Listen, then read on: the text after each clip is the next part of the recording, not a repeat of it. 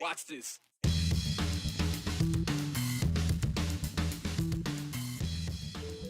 There's never perfect attendance when it comes to voter turnout in Idaho, but when you can count your voter pool on 2 fingers, you figure you might get at least 50%, right? Well, that's not what happened in the Magic Valley. Is it apathy or access?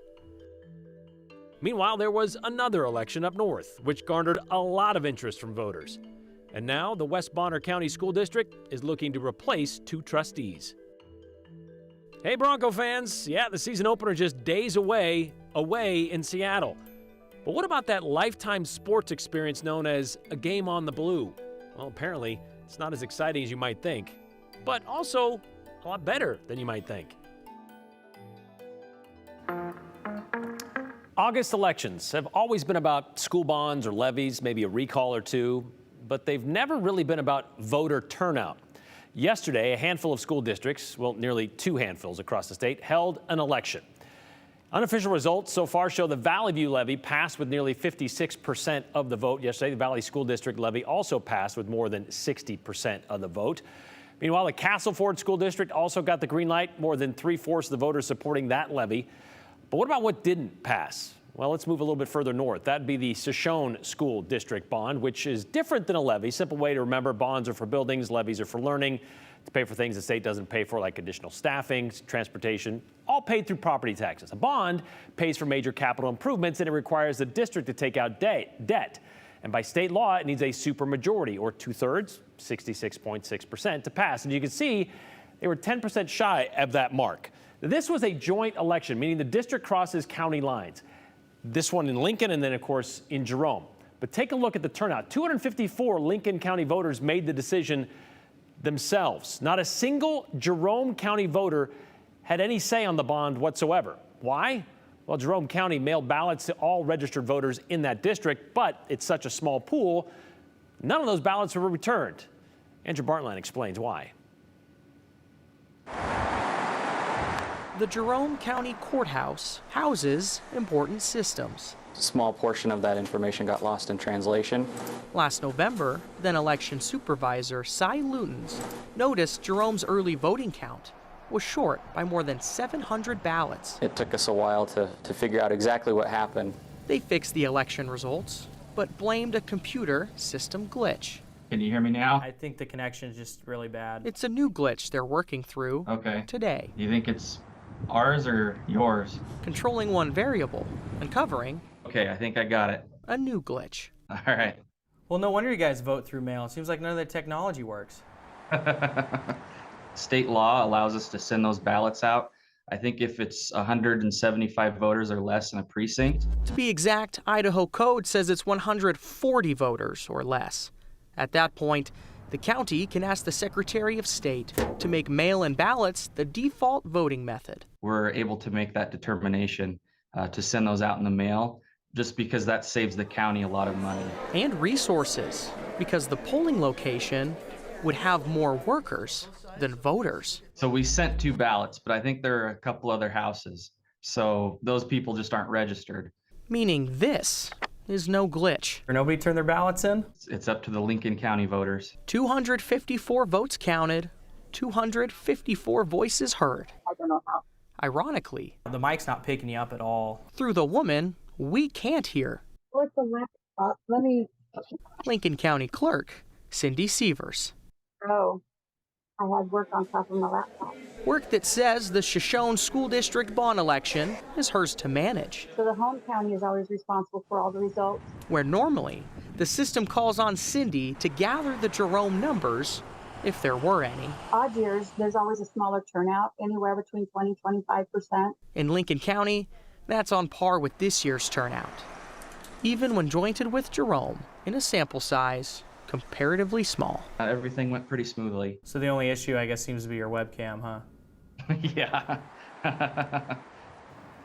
Good day for technology here on the 208, 0 for 2 on functional Zoom calls. But to be clear, a mail-in precinct does not mean that is the only way to vote. Those 2 Jerome County voters living in the Shoshone School District could have chosen to vote at the courthouse, where it is open for people to show up and vote. You can register to vote there as well. Now, in the event someone that Brian gets that mail-in ballot, they fill it out, mail it in, and then they show up to the courthouse again because people are concerned about people voting twice. Right. Whichever they get first is what they're going to count. Cy Luton says the computer system does not allow somebody to vote twice. They'd say, we got your mail-in ballot. Tough. You already voted. And even if they didn't get it until the day of, there's a canvassing process where everything's certified. They go back and look and say, okay, wait, this person voted twice. Throw one of those out.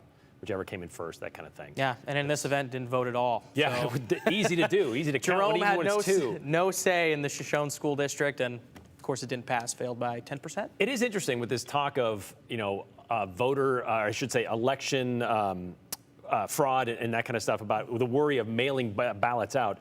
There are a number of counties in Idaho that do this because of the access and the fact that they're so big, people are so spread out, they can't just go to these precincts. Well, very specific precincts. If there's less than 140 people, you can legally do it. If the Secretary of State signs off on it, what are you going to do? Have a poll that has 10 people working it when only 5 people show up? It doesn't seem like very effective. They said this saves money and seems to work. There's also the other side of that when people complain about property taxes and nobody shows up to vote whether or not they want to increase those property taxes. It says a little bit as well. All right, thanks, Andrew. There was another school-related election last night, this one having to do with the West Bonner County School District. And this one not necessarily about money, well, at least not directly, but it was about recalling 2 of its school board trustees in a cash-strapped district. Board Chair Keith Rutledge and Vice Chair Susan Brown were removed last night for what organizers of the recall called a failure to uphold their oath of office. And what's interesting about this is how many people did get involved to oust them, more than voted to vote them in. Back in 2021, when both Rutledge and Brown were elected to the board, fewer than 500 people voted in either of their zones. That'd be Zone 2 and Zone 4. Both barely got a majority of the votes, Rutledge getting 51% of the vote, Brown getting 50% of the vote. So to vote them out, they each had to get one more than the number that voted them in. In Rutledge's case, that would be 245. In Brown, 177. Now, last night, they blew right past that. Nearly 2,200 people voted in this recall election, nearly 5 times as many as 2 years ago when it was just a regular election. 624, or 66%, voted to recall Brown in Zone 2. 762, or 63%, voting to recall Rutledge in Zone 4, an overwhelming majority in both cases. This election was put in play on June 30th, one day after the Board of Trustees voted to, right after the board voted 3-2 to install Brandon Durst, an unqualified, uncertified candidate as district superintendent. Rutledge and Brown both voted in favor of Durst. But that vote wasn't even really mentioned in the petition to recall them. The recall, they say, was based on several other things, from costing the district extra money because they decided to ditch a new language arts curriculum just before the school year started last year, and claims that Rutledge and Brown have a hidden agenda, and neither respect the rights and opinions of the parents and constituents. Bottom line, they were accused of not having the educational welfare of the students as their first and greatest concern. It took them 2 weeks to gather enough signatures to force this recall election. And we did try to reach out to all three, to Superintendent Durst, to Chair Rutledge, or former Chair Rutledge, and former Vice Chair Brown, and have yet to hear back from either of them. So now what happens? Well, the remaining members of the board have 90 days to find replacements to complete those recalled trustees' terms, which last until 2025. All of this is unofficial, by the way, until September 7th, when the election will be canvassed or certified. And of course, all of this is a culmination of the fracturing that is taking place in this school district, but not necessarily the end of the ordeal, nor does it solve the problems they are facing. As trustee Margaret Hall told us today by email, bottom line, the community at large has to figure out how to work together as a team for the sake of our district's young people. School starts next week. A lot of other things going on in the 2A. We're going to try to get you a few key bullet points, starting with the police shooting back in February. We want to warn you, this story might be disturbing for some viewers. 911, this is what location of your emergency? It is on the corner or the intersection of Liberty and Fairview. There's a gentleman that's Looks like his truck's broke down, but he's walking in the middle of traffic, stopping people. Another police officer has been cleared after he shot and injured a man last February. The Gem County Prosecutor's Office and the Ada County Critical Incident Task Force determined the shooting was justified. Boise police officer Cody Evans responded to a call where Jonathan Manny's car broke down in an intersection on Fairview. Body cam video shows Evans talked to Manny and determined he was in crisis. When the officer tried to escort Manny out of the road, Manny pulled out a gun and pointed it at the officer. That's when Officer Evans shot him. Manny was later convicted of aggravated assault on a law enforcement officer and earlier this week was sentenced to 25 years in prison. Today, there's a new member of the Boise School Board. During a special meeting yesterday, trustees filled a vacancy by selecting Dr. Paul Benyon from 4 finalists. Dr. Benyon will be sworn into office on September 11th. It's low, it's slow, it's pretty mellow. Sounds like a yoga class, but really, he's describing the Boise River, which is why float season is coming to an end. You've got 6 more days to drift down the 6-mile stretch of the dwindling cool water from Barber Park to Ann Morrison. While the season will officially wrap up on Monday, the river never really closes. Already got a float in this summer? Well, you'd be one of the 135,000 people who have since the river opened on June 29th. What day is it today? You heard him. Another sure sign summer is coming to a close. Kids Day, kicking off the annual Spirit of Boise Balloon Classic this morning at Ann Morrison. The event brings some of the most beautiful hot air balloons to the city of Boise. And today, kids learned all about how hot air balloons work, and some of them even got to take a free tethered ride. Everybody's smiling and everybody's having a good time. You can watch balloons take to the sky through Sunday morning at Ann Morrison Park or out and about in Boise. And the fair fun continues over the holiday weekend. The Twin Falls County Fair and Magic Valley Stampede starts today. It goes through Monday at the Twin Falls County Fairgrounds. Enjoy the rodeo, carnival, live music, fair food, all for less than a $10 entry fee. And that's the 411 on the 208. I'm Morgan Romero.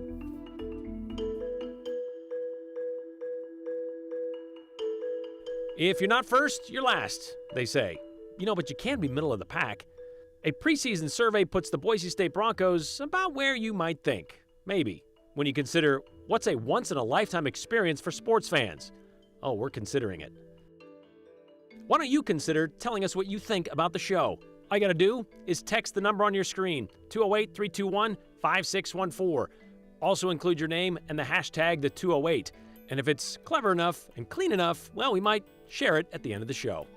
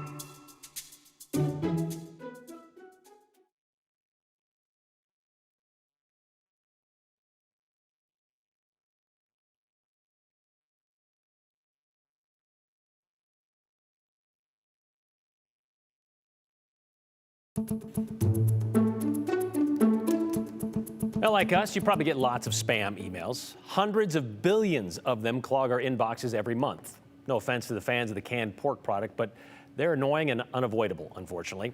And we get a lot of them into the newsroom, mostly some sort of list of where Idaho or Boise ranks in the top or bottom 10 of something. Yesterday, CheapoTicketing.com spammed us with a list. They're a ticket buying website, in case the name didn't tell you that. And they decided they would rank once-in-a-lifetime experiences for sports fans. And you could probably guess the top 5, right? Lambeau, Fenway. Lambeau's in there for the Packers game. Number 3 might be a little bit odd for some. Chase Center in San Francisco to see the Golden State Warriors game. Great team, sure, but number 3, okay.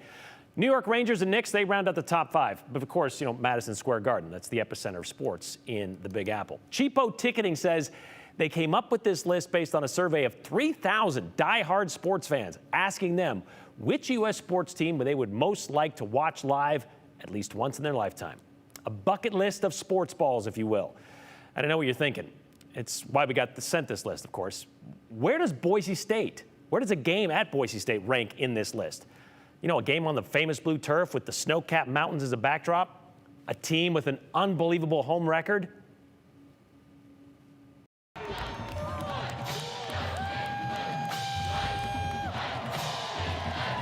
Before we get to the Broncos, let's look at who lands ahead of them on this, quote, ranking. As far as college teams, the first one on the list be Ohio State, coming in at number 9. And sure, a top 10 matchup at the Horseshoe, that's understandable. And yes, Wrigley Field would be awesome, but probably also better than 13th. You're telling me diehard sports fans would rather see an LA Kings game than a Michigan Wolverine game? And they would rather see the Jacksonville Jaguars over the Boise State Broncos or the St. Louis Cardinals more than America's team at AT&T in Dallas? They would choose a trip to Albuquerque or Laramie over a trip to the Big Apple to see the most storied franchise in all of sports? Hold on. Nevada at 58? In the biggest little city in the world? Or the Carpetbagger Raiders in Sin City? They're better diehard destinations than Dodger Stadium?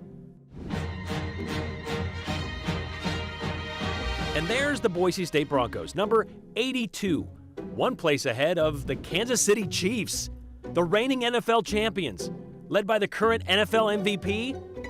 Those guys? Okay, but real talk here. Is a Boise State game better than an Atlanta Braves game? Or a game between the hedges at the University of Georgia? Or a game in the swamp at the University of Florida? Or a game in Happy Valley? Or Death Valley? Or a Duke basketball game? Yes, a live view of the blue would be better than catching a Catamounts game in Burlington, Vermont. Yes. But are both of those better than catching the Crimson Tide in Tuscaloosa? Ugh. Yeah, this ranking is pretty rank. So, of course, we accept your opinion on where the Broncos rank in this list out of 180, middle of the pack right now. By the way, Saturday's season opener for the Broncos at the University of Washington, that is in Seattle.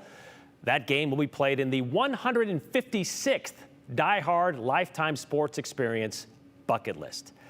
If you want to know more about that game, well, our sports team, Jay Tuss, Brady Frederick, they love to talk about the blue and, of course, the blueprint, Bronco Roundup. They got it all cooking up for you before the Broncos' first game coming up this Saturday at UW. Tomorrow night, 6:30, you can tune into our Bronco Roundup preseason special. You're going to hear the biggest storylines heading into the team's season.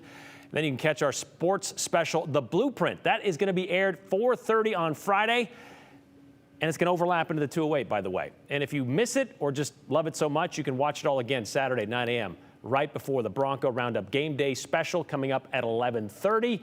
Watch all of that right here on KTVB. And the Broncos, they're going to kick off this Saturday at 1:30 on ABC.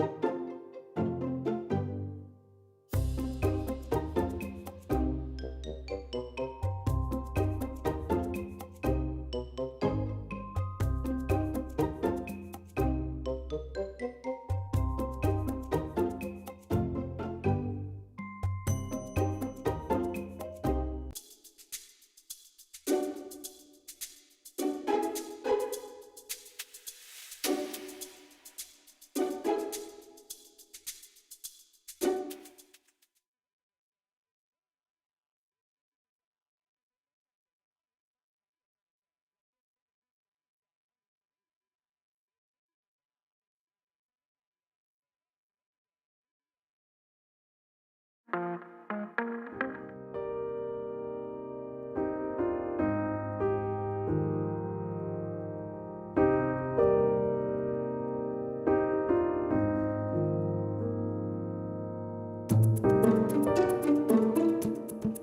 you just saw some gorgeous pictures of the nearly full super blue moon that we will be enjoying tonight. Nature's flashlight, as I like to call it.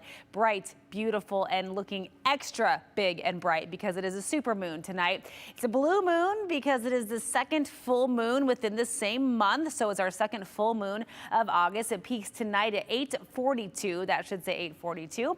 Put a typo in there. But regardless, it'll be big and bright out there. And this is the last super blue moon until 2037. So enjoy it. We'll have beautiful clear skies to take a look at that big bright full moon. It'll be beautiful tonight. Gorgeous. And if you want to get out and about this afternoon, you will do so in much cooler air than what we were enduring yesterday when that strong cold front was rolling across the Gem State at this point yesterday. This is how much cooler we are in degrees compared to 24 hours ago. Twin Falls, by the way, hit a record-setting 99 yesterday and is just in the mid-70s right now, 73 in Twin Falls.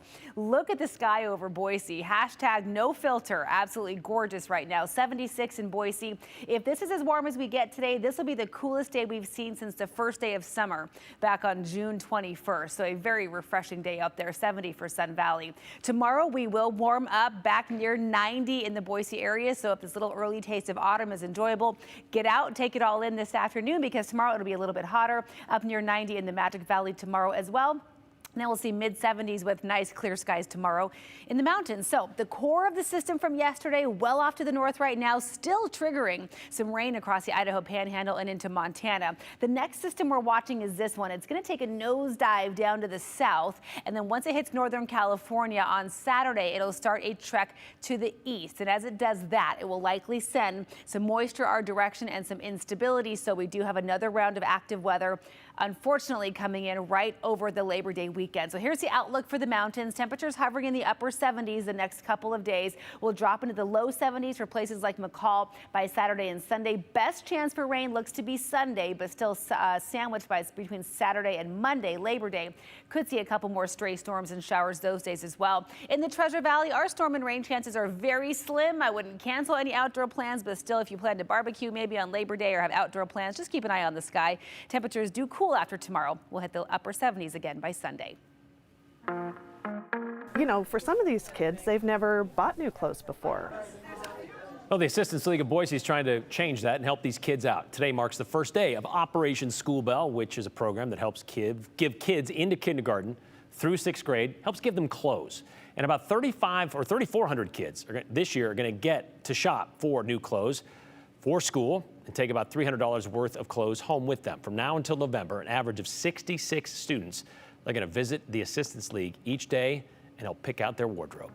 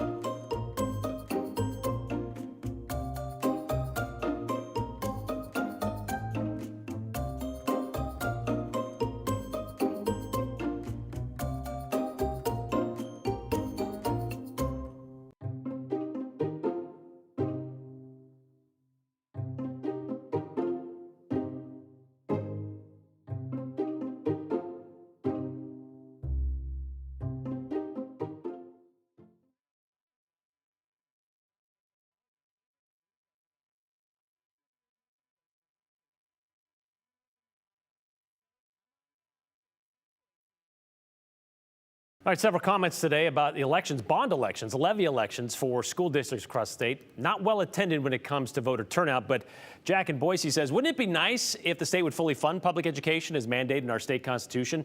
Then there would be no need for bond elections. Well, Jack, how it works out is, local control. The state doesn't just give a chunk of money the same to every school district or county because everyone has different needs, different populations and stuff like that. I know it's based on a percentage, but different school districts have different needs, and so therefore they raise money to put those programs into their school district. Why does a state run by the conservative Republican Party not have all mail-in or absentee ballots to save taxpayers millions of dollars in taxes? And Oregon has had it by mail since 1980, 40 years, no voter fraud. End of discussion. Candidate fraud, though, that is pervasive, says Jim in Boise. The sports poll of today just proved everyone with a mouth has an opinion, which usually means nothing to the next person with a mouth. That's what Steve is saying, and that's true. It is a poll, just 3,000 people. The newlyweds from North Carolina I met 15 years ago, says Rick, stopped in Boise after a trip to the Oregon coast for the honeymoon, and they had to see the blue. No game on, just to see the turf. Doubt if they stop in Tuscaloosa. Well, I'm pretty sure that Oregon to Carolina takes you through Idaho, but not Alabama? I don't know. We'll see tomorrow.